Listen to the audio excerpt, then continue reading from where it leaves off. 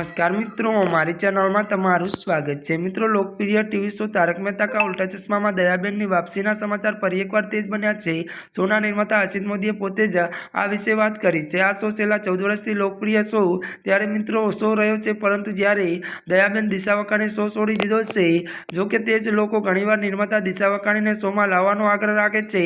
हवे हसीन मोदीए पोते ज जूनी दयाबेन दिशा वकाणीने पाछो लावવાનો मोटो संकेत आप्यो छे। वधुमां मित्रों जणावी दीए कि अगाऊ तारक मेहता का उल्टा चश्मा में समाचार हता कि त्यारे हसीत कुमार मोदी त्यारे मित्रों शो में एक नवी दयाबेन लाववाना छे अने ते पण काम पण शरू थई गयुं छे। हवे हालमां हसीत मोदीए संकेत आप्या छे कि दयाबेननी वापसीनी गंभीरताने काम चाली रह्युं छे।